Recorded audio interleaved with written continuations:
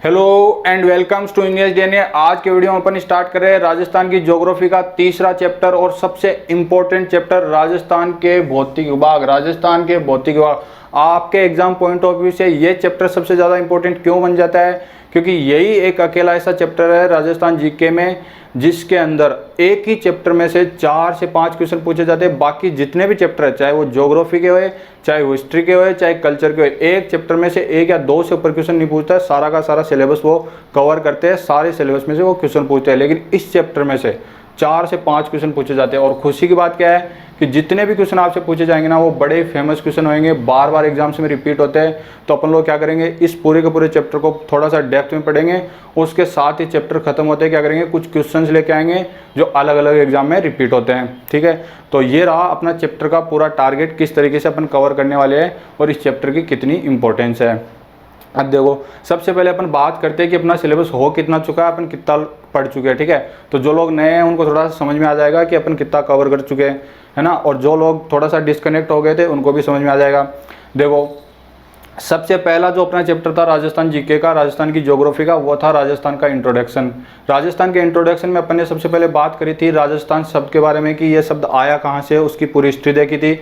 और उसके बाद में अपन ने क्या किया था, कुछ स्टोरीज बनाई थी और राजस्थान के जो 33 जिले हैं उन स्टोरीज के साथ में रिलेट किए थे। और उसके बाद में क्या, पूरी की पूरी लोकेशन सारे के सारे जिलों की याद कर ली थी, कौन सा जिला कहाँ पे है। उसके बाद में अपन ने राजस्थान के जो बॉर्डर्स है इंटर स्टेट, जो 4 स्टेट के साथ में लगता है और जो इंटरनेशनल पाकिस्तान के साथ में लगता है, उस पर जितने भी टाइप्स के क्वेश्चन बन सकते थे अपन ने कुछ ट्रिक्स बनाई और वो सारे के सारे कवर कर लिए थे। और जो अपना लास्ट वीडियो आया था जिसमें अपने सेकंड चैप्टर स्टार्ट किया था, वो था राजस्थान के 7 संभाग। राजस्थान के 7 संभाग की अपन ने कुछ ट्रिक्स बनाई थी और जितने भी पॉसिबल क्वेश्चन वहाँ से बन सकते थे अपन ने सारे कवर कर चुके हैं। तो ऐसे करके अभी तक अपने 2 चैप्टर कंप्लीट हो चुके हैं। आज अपन लोग नया चैप्टर स्टार्ट करें, सबसे ज़्यादा इंपॉर्टेंट चैप्टर स्टार्ट करें, राजस्थान के भौतिक विभाग। ठीक है, तो देखो, सबसे पहले अपन बात करते हैं कि राजस्थान में टोटल भौतिक विभाग है कितने, क्योंकि पहला क्वेश्चन तो यहीं से बन जाता है कि टोटल कितने भौतिक विभाग है। राजस्थान में टोटल 4 भौतिक विभाग है। कौन कौन से हैं, इधर आओ मैप के अंदर। देखो, सबसे पहला जो इधर की साइड में आपको दिख रहा है, इसको बोलते हैं पश्चिमी मरुस्थलीय प्रदेश। कौन सा मरुस्थलीय प्रदेश? पश्चिमी मरुस्थलीय प्रदेश। इसके अंदर 12 जिले आते हैं। उसके बाद में आपके उदयपुर, राजसमंद, अजमेर, इधर से होके हुए आपकी निकलती है अरावली पर्वतमाला। तो दूसरा हो गया अरावली पर्वतमाला।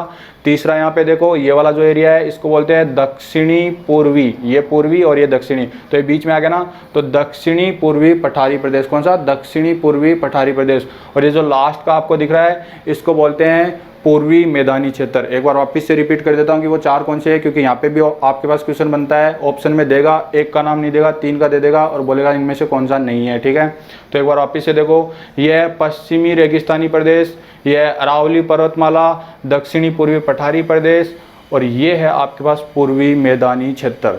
ऐसे करके आपके पास 4 हो गए। अब अपन लोग क्या करेंगे, सबसे पहले एक एक का डिटेल में अध्ययन करेंगे और उसके बाद क्वेश्चंस लगाएंगे और जितने भी टाइप्स के क्वेश्चन बनते हैं वो साथ साथ डिस्कस करेंगे। तो चलो आ जाओ, सबसे पहले स्टार्ट करते हैं पश्चिमी मरुस्थलीय प्रदेश। देखो, ये है पश्चिमी मरुस्थलीय प्रदेश। इसके अंदर टोटल कितने जिले आते हैं? 12 जिले आते हैं। अब सबसे पहले अपन इसकी थोड़ी सी हिस्ट्री देखेंगे कि ये पश्चिमी मरुस्थलीय प्रदेश बना कैसे, इस पे यहाँ पे पहले क्या था और अभी ये जो मरुस्थल बना है ये कैसे बना है, क्योंकि इस पे 3 क्वेश्चन बनते हैं और वहाँ पे थोड़ा सा क्वेश्चन को घुमा भी देता है। देखो, ये जो पश्चिमी मरुस्थल आप देख रहे हैं जिसके अंदर अपन 12 जिले मान के चल रहे हैं, ठीक है, वहाँ पे पहले था तेथिस सागर। कौन सा सागर? तेथिस सागर। यहाँ पे क्वेश्चन बनेगा आपके पास में कि पश्चिमी मरुस्थलीय प्रदेश जो है या फिर थार का जो मरुस्थल है वहाँ पे पहले क्या था? तेथिस सागर था। यहाँ पे तेथिस सागर के अवशेष मिलते हैं और पौराणिक कथाओं और ग्रंथों से और रिसर्च से पता चला कि यहाँ पे क्या है, तेथिस सागर पहले था। अब पहले तेथिस सागर था, पहले पानी था और आज मरुस्थल है, इतना चेंज कैसे आया? इस पर भी एक क्वेश्चन बनता है। देखो, पहले यहाँ पे क्या था? तेथिस सागर था, पानी था बहुत सारा, फिर क्या हुआ? जलवायु परिवर्तन हुए। जलवायु परिवर्तन से क्या इफेक्ट आया? गर्मी की वजह से यहाँ पे पानी इवेपोरेट हुआ और साथ ही दूसरा फैक्टर क्या काम कर गया? जो नदियाँ इसमें पानी लेके आती थी उन नदियों से पानी आना बंद हो गया। फिर तीसरा जो फैक्टर साथ में काम किया, क्या हुआ? इधर से आती पछुआ पवने, पछुआ हवाएं आती है, उनके साथ में क्या है? बलुई मिट्टी, जो बालू मिट्टी आती है ना, वो हवाओं के साथ में आई और वो यहाँ पे जम गई। अब देखो, पानी उड़ रहा है, पानी आ भी नहीं रहा और ऊपर से मिट्टी और जम रही है। ऐसे करके क्या हुआ? धीरे धीरे यहाँ पे मरुस्थल बनता गया।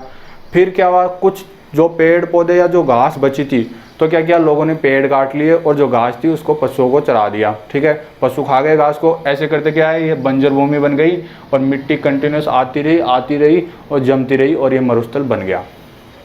अब देखो, ये तो बात हो गई बना कैसे। ठीक है, अब इसका एक दूसरा और नाम है, वो है रुक्ष क्षेत्र। रुक्ष क्षेत्र का मतलब क्या होता है, सूखा एरिया। ये रुक्ष क्षेत्र नाम दिया किसने, ये है बहुत famous question. Doctor Ishwari Prasad जो इतिहासकार थे, बहुत ही अच्छे लेखक थे, उन्होंने क्या किया, इसको एक नाम दिया रुक्ष क्षेत्र, सूखा क्षेत्र। थार के मरुस्थल का दूसरा नाम क्या है, रुक्ष क्षेत्र, और ये दिया किसने, डॉक्टर ईश्वरी प्रसाद। डॉक्टर ईश्वरी प्रसाद ने क्या किया, रुक्ष क्षेत्र इसका नाम दिया। 100% तुमको याद रखना है कि ये नाम किसने दिया था। यहाँ से 100% क्वेश्चन बनता है तुम्हारा, बहुत बार रिपीट हुआ है। ठीक है, अब देखो, अपने 3 क्वेश्चन मैंने बताए थे कि ये बना कैसे, इस पर 3 क्वेश्चन बनते हैं और घुमाता है, और वो कैसे घुमाता है और वो क्वेश्चन क्या है, सुनो ध्यान से। पहला क्वेश्चन जो बनेगा वो बोलेगा कि निम्न में से कौन सा थार के मरुस्थल की उत्पत्ति का कारण नहीं है। एक बार दोबारा सुनो, निम्न में से कौन सा थार के मरुस्थल की उत्पत्ति का मुख्य कारण नहीं है। पहला है जलवायु परिवर्तन। ठीक है, जलवायु परिवर्तन इसका कारण है। दूसरा अनियमित पशुचारण, वो भी है। तीसरा क्या है आपके पास में, जो पेड़ों की कटाई, वो भी है। ठीक है, पछुआ पवनों के साथ आई हुई बलुई मिट्टी, वो भी है। नदियों का जो पानी रुक गया था या जो नहीं आया था, है ना, वो भी है। और चौथा और जो लास्ट का क्या है, शुष्कता में वृद्धि। ये सारे तो सारे इसके उत्पत्ति के कारण है, और एक ऑप्शन कोई डाल देगा जो नहीं होगा। ठीक है, एकदम बेसिक टाइप का क्वेश्चन पूछे ना आपसे, तब तो पूछेगा ये जो मैंने बता दिया आपको कि उत्पत्ति का कौन सा कारण नहीं है। और अगर क्वेश्चन को थोड़ा सा घुमाया, ये अब जो 2 क्वेश्चन बता रहा हूँ ना, एक आया आरपीएससी IN में और एक आया राजस्थान JEE में, और बाकी एग्जाम में तो रिपीट होता ही है। क्वेश्चन को बहुत ही ध्यान से सुनना, वर्ड्स को पकड़ने की कोशिश करना। थार के मरुस्थल की उत्पत्ति का सबसे प्रभावशाली कारण कौन सा है। पहला वर्ड पकड़ो, थार का मरुस्थल, और सबसे प्रभावशाली कारण। ठीक है, अब देखो इसमें कुछ लॉजिक लगाएंगे, आपको अलग अलग बुक में अलग अलग आंसर मिलेगा, लेकिन जो आरपीएससी ने इसका आंसर माना था वो मैं बताता हूँ कुछ लॉजिक के साथ में कि क्यों वो सही है। देखो, थार के मरुस्थल की उत्पत्ति का सबसे प्रभावशाली कारण जो है वो है शुष्कता में वृद्धि। अब आपको शुष्कता में वृद्धि देगा, अनियमित पशुचारण भी देगा, जलवायु परिवर्तन भी देगा, पछुआ पवनों के साथ आई हुई मिट्टी भी देगा, सारे के सारे देगा, और आप कंफ्यूज हो जाओगे कि यार ये तो सारे उत्पत्ति का कारण है। लेकिन वर्ड क्या पकड़ना था, सबसे प्रभावशाली, बस यही पूरा गेम था। ठीक है, ध्यान से सुन लिया ना। अब देखो इसका आंसर है शुष्कता में वृद्धि। क्यों, एक बात तुम सोचो, मान लो यहाँ पे मिट्टी आई, जलवायु परिवर्तन भी हुए, इन सारी कंडीशन के बाद में भी मान लो यहाँ पे पानी होता, तो क्या ये मरुस्थल बनता। फॉर एग्जाम्पल फॉरेस्ट होते हैं, उनमें क्या पेड़ नहीं काटे जाते, काटे जाते हैं। क्या उनमें घास नहीं काटी जाती, काटी जाती है, लेकिन वापस से फॉरेस्ट बन जाते। क्यों, क्योंकि वहाँ पे बारिश होती है, वहाँ पे पानी होता है। तो सबसे प्रभावशाली कारण कौन सा हुआ कि शुष्कता में वृद्धि हुई तो मरुस्थल बन गया। अगर शुष्कता नहीं होती तो मरुस्थल नहीं बनता, सिंपल बात है। तो ये बहुत ही एक डिबेटेबल क्वेश्चन है कि यार इसका आंसर क्या होगा। लोग बोलते हैं इसका आंसर गलत है, बिल्कुल सही आंसर है, शुष्कता में वृद्धि इसका सबसे प्रभावशाली कारण है। और ये क्वेश्चन एकदम आ सकता है आपके एग्जाम के अंदर। ठीक है, इसलिए इस पर इतना जोर दिया। अब दूसरा क्वेश्चन सुनो। दूसरा क्वेश्चन क्या है कि जो राजस्थान में, वो तो थार के मरुस्थल की बात कर रहा था, अकेले थार के मरुस्थल की, राजस्थान में मरुस्थलीकरण का सबसे मुख्य कारण क्या है। अब बात हो रही है पूरे राजस्थान की, थार के मरुस्थल में मरुस्थल थोड़ी है, और भी तो है। अभी देखना डेटा के साथ में बताऊंगा कि कैसे है। पूरे राजस्थान में जो मरुस्थलीकरण हुआ उसका मुख्य कारण क्या है। उसका मुख्य कारण क्या है कि भूमि का अविवेकी उपयोग, मतलब भूमि को सही तरीके से उपयोग नहीं किया गया, एग्रीकल्चर प्रैक्टिस सही से नहीं हुई। दूसरा कारण क्या है कि अनियमित पशुचारण। देखो ये कैसे हो गया यार, अभी तो शुष्कता की बात करी थी, फिर तुम बोलोगे कि शुष्कता में अगर वृद्धि होती है तब तो नहीं होता, तब तो रेगिस्तान बनता, नहीं तो नहीं बनना चाहिए। मान लो यहाँ पे बारिश होती है, लेकिन एक लिमिटेड बारिश होती है। ठीक है, अगर तुम पेड़ों को काटते नहीं हो और घास को पशुओं को नहीं खिलाते तो वापस से बारिश हो सकती है यहाँ पे। ठीक है, इवेपोरेशन होएगा, इवेपोट्रांसपायरेशन होएगा, पानी उड़ेगा, पानी आएगा। तुम समझते हो हाइड्रोलॉजी में क्या होता है, कैसे बारिश होती है। लेकिन अगर तुम थोड़ी बहुत बारिश एक लिमिट में हो रही है, पेड़ उग भी रहे हैं, लेकिन तुम पेड़ों को काट दिए, साथ में घास को भी उड़ा दिए, तो एक तरीके से बंजर हो जाएगा धीरे धीरे एरिया। तो अगर ओवरऑल राजस्थान की बात करी जाए ना, तो आपको ये 2 ही रीजन देने हैं। कौन से कि एक तो अविवेकी भूमि का उपयोग और अनियमित पशुचारण।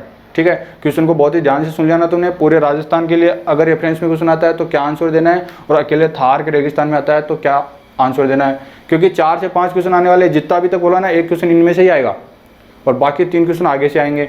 तो आपका किसी भी हालत में क्वेश्चन गलत नहीं होना चाहिए, ठीक है। तो जितने भी टाइप्स के क्वेश्चन इस रेगिस्तान के ऊपर कैसे बनाए, इस पे बन सकते थे, वो तो हो गया अपने कंप्लीट। अब बात करते हैं कि इस रेगिस्तान में क्या क्या स्पेशल है और यहाँ से कितने और क्वेश्चन बन सकते हैं सारे एक एक करके। देखो, सबसे पहली बात तो कि थार के रेगिस्तान के अंदर टोटल कितने ज़िले आते हैं। थार के रेगिस्तान में टोटल 12 ज़िले आते हैं। इनको भी 2 पार्ट में डिवाइड किया गया है, एक आता है 4 और एक आता है 8। देखो 4 ज़िले कौन से, पहले तो ये बात करते हैं और फिर इनको 2 पार्ट में किस बेसिस पे डिवाइड किया गया वो भी बात करते हैं। 4 ज़िले हैं बाड़मेर, जैसलमेर, बीकानेर, श्रीगंगानगर। याद करने की ट्रिक ये है कि जो पाकिस्तान के साथ में बॉर्डर शेयर करते हैं, बस वही 4 ज़िले हैं ये वाले। और बचे हुए 8 ज़िले कौन से हैं वो देखो इधर, यहाँ से स्टार्ट करो। जालोर, पाली, जोधपुर, नागौर, चूरू, सीकर, झुंझुनू, हनुमानगढ़। अब तुमको ध्यान रखने वाली जो चीज़ है, इसमें इस सिरोही का ध्यान रखना है। सिरोही थार के मरुस्थल में नहीं आता, ये अरावली पर्वतमाला का पार्ट है और अरावली पर्वतमाला सबसे ज़्यादा यहीं पे है, ठीक है। तो तुम क्या करोगे, ऐसे आइडिया लगाओगे ना, एक ऐसे देखो ये सीधी की सीधी लाइन जा रही है, तो तुमको लगेगा ये सिरोही भी इसका पार्ट है थार के मरुस्थल का। थार के मरुस्थल का पार्ट सिरोही नहीं है। एक बार फिर से रिपीट कर देता हूँ। 8 ज़िले कौन से हैं, जालोर, पाली, जोधपुर, नागौर, सीकर, झुंझुनू, चूरू और हनुमानगढ़। अब देखो ये तो हो गई बात कि 4 कौन से है और 8 कौन से है। अब इनको डिवाइड कैसे किया भाई, डिवाइड ऐसे किया कि इन्होंने क्या किया, एक जो बारिश होती ना उसका एनुअल एवरेज निकाला कि एनुअल एवरेज बारिश इस एरिया में तो कितनी होती है, इस एरिया में कितनी होती है। तो उनको पता चला कि इधर से एक लाइन उन्होंने ड्रॉ करी जिसमें ये 4 ज़िले आए, इसके इधर वाले जो ज़िले हैं, जो 4 ज़िले हैं, उनमें एनुअल एवरेज जो आपका रेनफॉल होता है, जो सालाना जो एवरेज जो बारिश होती है वो 25 सेंटीमीटर से कम होती है। क्वेश्चन यहीं से आता है, कितना, 25 सेंटीमीटर। और इन 4 जिलों को बोलते हैं शुष्क मरुस्थलीय क्षेत्र। कौन सा, शुष्क मरुस्थलीय क्षेत्र, ड्राई डेजर्ट। और ये वाले जो 8 जिले हैं इनको बोलते हैं अर्ध शुष्क मरुस्थलीय क्षेत्र, सेमी ड्राइड डेजर्ट, ठीक है, सेमी ड्राई डेजर्ट और ये है ड्राई डेजर्ट। अब देखो 25 सेंटीमीटर से कम जो बारिश होती है उसमें आते हैं 4 जिले, और 25 सेंटीमीटर से लेके 50 सेंटीमीटर, ठीक है, 50 सेंटीमीटर। ये 8 जिलों के बाद में इन जिलों को अलग क्यों कर दिया, क्योंकि इन जिलों में एनुअल एवरेज रेनफॉल जो होता है वो 50 सेंटीमीटर से ज़्यादा होता है, और इन जो 8 जिले हैं इनकी जो रेंज रहती है 25 से 50 के बीच रहती है। तो ये जो डिवाइडेशन हुआ है वो हुआ है एनुअल एवरेज रेनफॉल के बेसिस पे। और वो 2 लाइनें कौन सी है, एक है 25 सेंटीमीटर की, एक है 50 सेंटीमीटर की। बिल्कुल दोनों डेटा को याद रखना आपको, 25 और 50। टोटल जिले कितने हैं, 12, और 4 और 8 कैसे डिवाइड किया। चलो ये तो बात हो गई कि इसको डिवाइड कर दिया अपन ने, ठीक है। अब थोड़ा सा और इसके बारे में बात करते हैं। अब बात यह है कि यार ये कितने एरिया में फैला हुआ है, ठीक है। देखो अगर आप टोटल राजस्थान के एरिया को लेते हो और इन 12 जिलों का एरिया लेते हो तो ये आपके पास निकल के आता है 58%। मैं सिर्फ 12 जिलों में जो रेगिस्तान है उसकी बात कर रहा हूँ, बाकी और भी रेगिस्तान है वो कैसे है अभी डेटा के साथ पता चलेगा। सिर्फ अगर 12 जिलों का आपको एरिया पूछा जाए कि पश्चिमी रेगिस्तानी प्रदेश है उसका एरिया कितना है, तो टोटल राजस्थान का 58% ये वाला एरिया है, ठीक है। देखो यहाँ से क्वेश्चन घूमेगा, ध्यान से सुनना। राजस्थान में टोटल मरुस्थल कितना है, सुन लिया। राजस्थान में टोटल मरुस्थल है 61.11%। देखो हो गया ना डेटा चेंज। 12 जिले कितने हैं, 58%, और टोटल की बात करते हो तो ये तो क्या ना कुछ जिलों में थोड़ा थोड़ा और भी मरुस्थल है। तो अगर आप सारा मरुस्थल मिला लेते हैं तो है ये 61.11%, और 12 की बात करते हो तो है ये। तो आपको क्वेश्चन को ध्यान से सुनना है कि वो लोग क्या पूछ रहे हैं, पूरा फोकस करके पूरा एकदम ध्यान से देखना क्वेश्चन को। अगर वो पूरा बात करते तो ये, और नहीं तो ये। अब मैं बात करता हूँ ये जो 61.11% में राजस्थान की टोटल आबादी की कितनी आबादी इसके अंदर है। राजस्थान की टोटल जनसंख्या का 40% जनसंख्या, राजस्थान की टोटल जनसंख्या की कितनी परसेंट, 40% जनसंख्या 61.11 के अंदर निवास करती है। अब तुमसे पूछेगा राजस्थान की 40% जनसंख्या कितने एरिया में निवास करती है जो मरुस्थल में है, और ऑप्शन में ये भी टिका देगा, ये भी टिका देगा। मैं बात कर रहा हूँ पूरे मरुस्थल की। पूरे मरुस्थल का जो एरिया है 61.11%, उसमें 40% जनसंख्या निवास करती है। भाई बार बार रिपीट कर रहा हूँ ना, बिल्कुल करूँगा।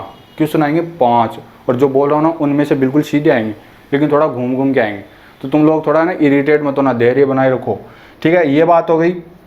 अब देखो दूसरी बात, इसकी लंबाई तो कितनी है और इसकी चौड़ाई कितनी है, ठीक है। अब देखो इसकी लंबाई जो आपके पास में टोटल निकल के आती है, देखो लंबाई, ट्रिक सुनो पहले तो, लंबाई और चौड़ाई का जो टोटल योग होगा ना वो होगा 1000 किलोमीटर। ये है ट्रिक। अब देखो इसकी जो लंबाई है वो है आपके पास में 640 किलोमीटर, और इसकी जो चौड़ाई है वो 1000 में से निकाल दो भाई, सीधी सीधी आ जाएगी आपके पास 360 किलोमीटर। अब ये है कैसे? लंबाई है आपकी, ये क्या है, दक्षिण, और ये पश्चिम। दक्षिण पश्चिम से लेके उत्तर पूर्व, मतलब इस तरीके से, ठीक है, क्योंकि अपना रेगिस्तान देखो इस तरीके से है। अगर आपको ये है इसकी लंबाई और ये है 640 किलोमीटर, और ये वाली जो है इसकी चौड़ाई है और वो है 360 किलोमीटर, ठीक है। ये डेटा तुमको याद रखना है। अब बात करते हैं, एक और फेमस क्वेश्चन बनता है कि जो थार का मरुस्थल है उसका ढाल, मतलब उसका स्लोप, वो किस तरफ इंक्लाइंड है, ठीक है, ग्रेडियंट, कुछ भी बोलो तुम। देखो थार का जो मरुस्थल का स्लोप है ना वो है कुछ इस तरीके से, कुछ इस तरीके से। कैसे है? ये हो गया उत्तर, ये हो गया पश्चिम, उत्तर पश्चिम से दक्षिण पूर्व, ये वाला दक्षिण और ये वाला पूर्व। तो देखो उत्तर पश्चिम से दक्षिण पूर्व, इस साइड में, जिधर की साइड में मैंने चौड़ाई बताई ना उधर की साइड में है इसका स्लोप, ठीक है, इसका ढाल, जो भी तुम बोलो। तो आपको दो चीजें, एक तो ये आंकड़े याद रखने हैं, और दूसरा ढाल क्या बोला मैंने, इधर से इधर की तरफ इसका क्या है, स्लोप है, ठीक है। एक क्वेश्चन ये हो गया। अब देखो और क्या क्या क्वेश्चन बनते हैं इस पे, धीरे धीरे करके सारे के सारे कवर करते हैं। देखो ये जो थार का मरुस्थल है ना, ये है पेलियो आर्कटिक मरुस्थल। पेलियो आर्कटिक मरुस्थल कहाँ है? अफ्रीका में है। अफ्रीका के पेलियो आर्कटिक मरुस्थल का ही एक पार्ट माना जाता है। तो आपसे क्वेश्चन पूछेगा कि जो थार का मरुस्थल है वो किसका पार्ट माना जाता है, और अलग अलग 4 मरुस्थल के नाम आपको दे देगा। तो आपको याद रखना है पेलियो आर्कटिक मरुस्थल का ये पूर्वी भाग है। अफ्रीका किधर है? इधर की साइड में, और राजस्थान किधर पड़ गया? पूर्व में। तो ये कौन सा हो गया? अफ्रीका का पूर्वी भाग हो गया ना। तो आपके पास में ये क्या हो गया? पेलियो आर्कटिक मरुस्थल का पूर्वी भाग, और पेलियो आर्कटिक मरुस्थल कहाँ पे है? दक्षिणी अफ्रीका में, ठीक है। इतना काम हो गया। अब देखो एक बहुत ही फेमस क्वेश्चन और बनता है, वो क्या बनता है कि कौन सा ऐसा मरुस्थल है जिसमें दुनिया की सबसे ज़्यादा आबादी निवास करती है, या फिर जहाँ पे पॉपुलेशन डेंसिटी सबसे ज़्यादा है। पॉपुलेशन डेंसिटी कहाँ पे सबसे ज़्यादा है? थार के मरुस्थल में। दुनिया में बहुत सारे मरुस्थल है, लेकिन सबसे ज़्यादा लोग यहीं पे निवास करते हैं। सबसे ज़्यादा पॉपुलेशन भी यहीं पे है, और सबसे ज़्यादा पॉपुलेशन डेंसिटी भी यहाँ पे ही है, ठीक है। तो इस क्वेश्चन का भी तुम ध्यान रखना, थार का मरुस्थल क्यों फेमस है। अब तुम थोड़ा सा इधर देखो, अपन ने पश्चिमी मरुस्थलीय प्रदेश को 2 पार्ट में डिवाइड कर दिया था। एक था शुष्क मरुस्थलीय प्रदेश और एक था अर्ध शुष्क मरुस्थलीय प्रदेश। डिवाइड किस बेसिस पे किया था? एनुअल एवरेज रेनफॉल है ना, सालाना जो एवरेज रेनफॉल होती है या जो बारिश होती है उसके बेसिस पे अपन ने इसको डिवाइड किया था, और उसकी क्या थी? वो थी 25 सेंटीमीटर। और ये अर्ध शुष्क मरुस्थलीय प्रदेश की अपन ने लिमिट क्या डिसाइड करी थी? 50 सेंटीमीटर वाली रेखा। इतना काम अपना हो चुका, ठीक है। अब देखो ये अर्ध शुष्क जो मरुस्थलीय प्रदेश है ना, इसको 4 पार्ट में डिवाइड किया गया। एक है बांगर प्रदेश, एक है घग्गर जो नदी का जो क्षेत्र है वो वाला, एक है नागौरी उच्च भूमि, और एक है गोंडवाना लैंड या गोंडवाना लैंड। इसके अलग अलग नाम है, ठीक है, वो अभी बता देंगे। तो अपन एक एक करके सबके बारे में बात करते हैं। देखो ये वाला है अपना, सबसे पहले इसको देखते हैं बांगर प्रदेश। देखो ये बांगर, बाखर, इस तरीके से बहुत सारी टर्म होती है, 18 से 20 टर्म होती है, जिन पे एक क्वेश्चन 100% पूछा जाएगा। राजस्थान जीके में अगर आप पिन पॉइंटेड चलो ना कहाँ से क्वेश्चन आता है, तो एक तो टर्म पे ही पूछा जाएगा। वो 18 से 20 टर्म अपन अगले लेक्चर में कवर करेंगे। पहले इसको देख लेते हैं कि बांगर क्या है। देखो बांगर प्रदेश जो है ना वो बोलते हैं शेखावाटी क्षेत्र को। शेखावाटी क्षेत्र कौन सा है? मैंने पहले वीडियो में बताया था कि चूरू, झुंझुनू और सीकर, ये जो 3 जिलों का ट्रायंगल है इसको बोलते हैं शेखावाटी क्षेत्र, और शेखावाटी क्षेत्र को बोलते हैं बांगर प्रदेश। अब बांगर क्या होता है? बांगर का मतलब होता है कि पुरानी जलोढ़ मिट्टी से बना हुआ क्षेत्र। अब पुरानी जलोढ़ मिट्टी क्या होती है? नदियों के साथ में मिट्टी आती है, ठीक है, और वो जमा हो जाती है। और ये जो पुरानी जो नदियाँ थी उनके साथ में जो मिट्टी आई थी और वो यहाँ पे जमा हो गई, मतलब यहाँ पे अब सिर्फ मिट्टी है, अब पानी नहीं है। ठीक है, नई जलोढ़ क्षेत्र जो होते हैं ना उनमें क्या होता है, पानी भी होती है, पानी भी आता रहता है और साथ में मिट्टी भी रहती है। तो बांगर प्रदेश किसको बोलेंगे, जहाँ पे पुरानी जलोढ़ मिट्टी हो। ठीक है, पुरानी जलोढ़ मिट्टी वाले को क्या बोलते हैं, बांगर प्रदेश बोलते हैं। और वो कौन सा है, शेखावाटी क्षेत्र है। अब इसके बारे में क्या खास है भाई, इसके बारे में खास ये है कि यहाँ पे क्या ना कि पुरानी जलोढ़ मिट्टी है पहली बात तो तुमसे पूछेगा शेखावाटी क्षेत्र में किस तरीके की मिट्टी है, पुरानी जलोढ़ मिट्टी, नई जलोढ़ मिट्टी, और 2 ऑप्शन ऐसे बना के दे देगा। दूसरी बात क्या है कि ये जो एरिया है वो थोड़ा सा हाई एल्टीट्यूड पे है, थोड़ी सी हाइट पे है। तो यहाँ पे क्या है कि नदियों का पानी नहीं पहुँचता। अब आपको बोलेगा नदियों का पानी कौन से क्षेत्र में नहीं पहुँचता, फिर एक तो ये दे देगा और 2-3 इनमें से दे देगा। तो आपको ये वाला क्लिक करना है। दूसरा हो गया। देखो अगला क्वेश्चन इस पे क्या बन सकता है कि ये जो शेखावाटी क्षेत्र है या फिर ये जो बांगर प्रदेश है, इसकी लिमिट्स क्या है। लिमिट से मतलब है इधर आपके पास 25 सेंटीमीटर की रेखा है और इधर 50 सेंटीमीटर की एवरेज रेनफॉल वाली जो रेखा है। तो आपसे ये पूछ सकता है, आपको अर्ध शुष्क मरुस्थलीय प्रदेश का नाम ना देके सीधा सीधा इस बांगर प्रदेश का नाम दे दे और आपसे या तो ये पूछ ले ये कौन से में आता है, शुष्क मरुस्थलीय प्रदेश में आता है, या फिर पूछ ले अर्ध शुष्क में आता है, या फिर इसकी जो बाउंड्री लाइन्स है या जो लिमिट्स है वो क्या, 25 सेंटीमीटर, 50 सेंटीमीटर, 25 सेंटीमीटर, 75 सेंटीमीटर, इस तरीके से आपको ऑप्शन अलग अलग बना के देता रहेगा। तो बिल्कुल क्लियर हो गया कि यहाँ से कितने क्वेश्चन बन सकते हैं, किस तरीके के क्वेश्चन अपने बनते हैं। अब अपन बात करते हैं ये घग्गर प्रदेश। घग्गर प्रदेश कौन सा, घग्गर प्रदेश या फिर नाली क्षेत्र जिसको बोला जाता है वो है हनुमानगढ़ और श्रीगंगानगर का कुछ एरिया। ठीक है, अब ये घग्गर प्रदेश या नाली प्रदेश क्यों बोला जाता है, हनुमानगढ़ और श्रीगंगानगर के अंदर एक जो है नदी चलती है, नदी बहती है जिसका नाम है घग्गर नदी। अब देखो इस घग्गर नदी के ऊपर भी कुछ क्वेश्चन बनते हैं। ये घग्गर नदी का उद्गम कहाँ से होता है, ये क्वेश्चन बनता है। घग्गर नदी जो है वो इधर से आती है, इधर से एंटर करती है, हनुमानगढ़ से श्रीगंगानगर में चलती है और उसका उद्गम है शिवालिक हिमालय से। और शिवालिक हिमालय में भी वो पर्टिकुलर पहाड़ी का नाम पूछता है और वो है कालका पहाड़ी। कौन सी पहाड़ी, तो अपने जो घग्गर नदी है शिवालिक हिमालय की कालका पहाड़ी से निकलती है, उद्गम होता है और हनुमानगढ़ के टिब्बी नामक स्थान से राजस्थान में एंटर करती है। कौन से, टिब्बी नामक कोई गांव का नाम है टिब्बी, और वहां से आपके ये हनुमानगढ़ में एंटर करती है और उसके बाद में श्रीगंगानगर तक बहती है। अब दूसरा क्वेश्चन आपसे क्या पूछेगा, इस नदी की क्या खास बात है, पहले तो ये धरातल पे बहती है और उसके बाद में ये अंडरग्राउंड हो जाती है। तो आपसे क्या पूछेगा कि ये नदी धरातल पर कहाँ तक बहती है और कहाँ पे जाके आपकी है जो अंडरग्राउंड हो जाती है। ठीक है, तो देखो ये जो नदी है जब नॉर्मल कंडीशन है, जब यहाँ पे बाढ़ नहीं आई हुई है, तब ये हनुमानगढ़ के बटनेर तक तो जो क्या है धरातल पे बहती है, टिब्बी नामक स्थान से एंटर करती है, उसके बाद बटनेर तक धरातल पे बहती है और उसके बाद में अंडरग्राउंड हो जाती है। लेकिन जब बाढ़ आ जाती है, बाढ़ के समय में जब इसमें पानी का फ्लो ज़्यादा होता है, तब ये श्रीगंगानगर के एक जगह का नाम है जिसका नाम है सूरतगढ़। श्रीगंगानगर के सूरतगढ़ तक ये जो है ग्राउंड के ऊपर चलती है और उसके बाद अंडरग्राउंड हो जाती है। एक बार वापस रिपीट करता हूँ, टिब्बी नामक स्थान से प्रवेश करती है, नॉर्मल कंडीशन में हनुमानगढ़ के बटनेर तक ऊपर रहती है नदी जमीन के, उसके बाद अंडरग्राउंड हो जाती है, और बाढ़ के समय में श्रीगंगानगर के सूरतगढ़ तक ऊपर रहती है और उसके बाद अंडरग्राउंड हो जाती है। तो जो अंडरग्राउंड होने के जो 2 पॉइंट्स है ना, उनके नाम याद रखने, कौन कौन से जिले कौन कौन से गाँव हैं और कहाँ से ये नदी एंटर करती है।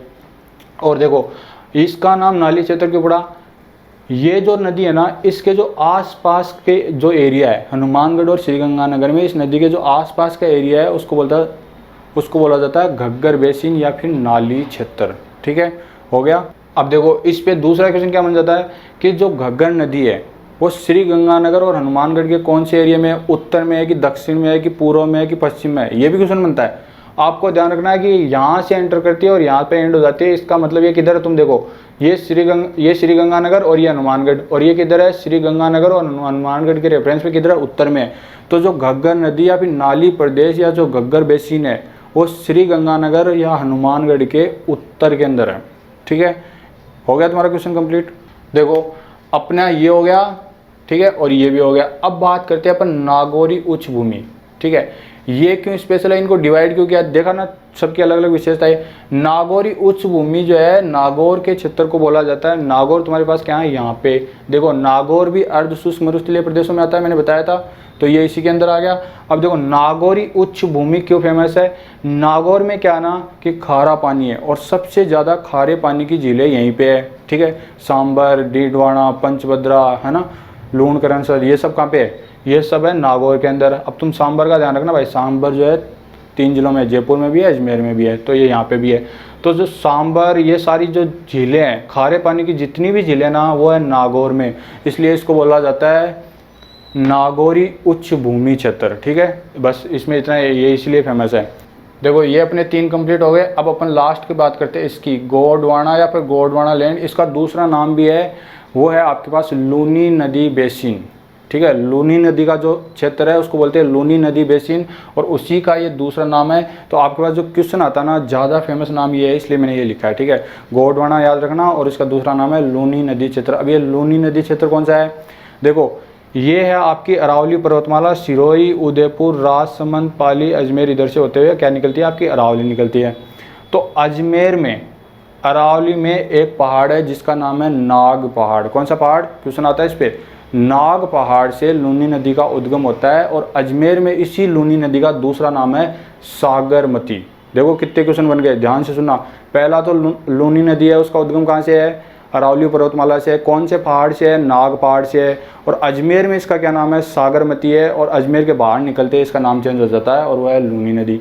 अब देखो ये लूनी नदी और इसका एरिया क्यों फेमस है भाई, ये इसलिए फेमस है, ये यहाँ से निकलती है आपके नाग पहाड़ से, फिर इसका यहाँ तक अजमेर तक नाम है सागरमती, उसके बाद में इसका नाम हो जाता है लूनी, और ऐसे चलते हुए ये बाड़मेर की एक तहसील है जिसका नाम है बालोतरा, बाड़मेर की बालोतरा तहसील तक, तो ये ऊपर चलती है ज़मीन के, और उसके बाद में ये हो जाती है अंडरग्राउंड, जैसे आपकी ये वाली घग्गर नदी, ठीक है, ये हो गई थी, ठीक है। अब देखो इस पर क्वेश्चन कैसे बनता है, इस पर 3 तरीके के क्वेश्चन तो वो बता दिए। अब ये पूछेगा आपसे कि जो लूनी नदी है उसमें पहले तो क्या होता है, पानी होता है मीठा। देखो कमाल की बात है, उस लूनी नदी में पहले तो पानी होता है मीठा, और उसके बाद में हो जाता है खारा।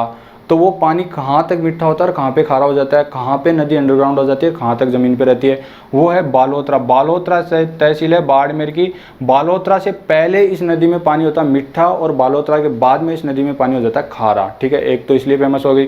तो देखो इस लूनी नदी पे एक और जो फेमस क्वेश्चन बनता है वो क्या बनता है, देखो इधर देखो, मान लो ये आपकी लूनी नदी है, नागपाड़ से निकली, उसके बाद में ये ऐसे जा रही है। अब क्या होता है ना, जब बाढ़ का टाइम आता है ना, तब ये नदी ओवरफ्लो करती है, और इसका जो पानी है इस तरीके से साइडों में आ जाता है। अब क्या होता है ना, थोड़े दिन बाद में क्या होगा, जब पानी कम होएगा तब नदी तो अपनी नॉर्मल कंडीशन में आ जाएगी, लेकिन इस एरिया में क्या होगा, जो मिट्टी आई होगी, नदी के साथ में कुछ मिट्टी आई होगी और कुछ पानी आएगा, वो यहाँ पे जमा हो जाएगा, और इस तरीके से पानी जो आपके पास जमा हो जाएगा। तो ये जो नया एरिया बनता है, ठीक है, इसको बोलते हैं नए जलोढ़ क्षेत्र। जैसे अभी अपन ने बताया था ना वहाँ पे कि वो था पुराना जलोढ़ क्षेत्र, वहाँ पे अब जो पानी नहीं आता, लेकिन पहले पानी आता था, उसके साथ मिट्टी भी आती थी, ठीक है। तो उसी तरीके से यहाँ पे हर साल क्या होता है, नए जलोढ़ क्षेत्र बनते रहते हैं, और उन नए जलोढ़ क्षेत्र को क्या बोलते हैं, उन नए जलोढ़ क्षेत्र को बोलते हैं खादर। यहाँ पे देखो खादर, ठीक है। तो क्वेश्चन क्या बनता है कि पुराने जो जलोढ़ क्षेत्र होते हैं उनको क्या बोलते हैं, पुराने जलोढ़ क्षेत्र को क्या बोलते हैं, बांगर बोलते हैं। और बांगर क्षेत्र में कौन सा है, शेखावाटी प्रदेश। और जो नए जलोढ़ क्षेत्र जो लूनी नदी बनाती है उसको क्या बोलते हैं, उसको बोलते हैं खादर, ठीक है। तो तुमको बांगर और खादर में पता चल गया ना क्या डिफरेंस होता है। अब देखो इस तरीके की बहुत सारी टर्म होती है, पहले बताया मैंने, ठीक है। 18 से 20 होती है, उनके बारे में अपन अगले वीडियो में बात करेंगे। इस वीडियो में जितना पढ़ना था वो सारा हो चुका है। तो अपना क्या, ये पश्चिमी मरुस्थलीय प्रदेश है ना, ये अपना एंड हो चुका है। इसके अगला जो वीडियो आएगा उसमें पहले वो 18 से 20 टर्म की बात करेंगे, और जो नेक्स्ट वीडियो आएगा उसमें अरावली पर्वतमाला स्टार्ट करेंगे, और जो इस चैप्टर का लास्ट वीडियो आएगा उसमें इन दोनों प्रदेशों की अपन बात करेंगे। उसके बाद में अपन जितने भी अपने 3 चैप्टर हो चुके होंगे उनके क्वेश्चंस लगाएंगे, और उसके बाद में आगे के नए चैप्टर स्टार्ट करेंगे। तो ये रहेगा अपना आगे का तरीका, ठीक है। तो आज के वीडियो को यहीं पे एंड करते हैं। Thank you so much.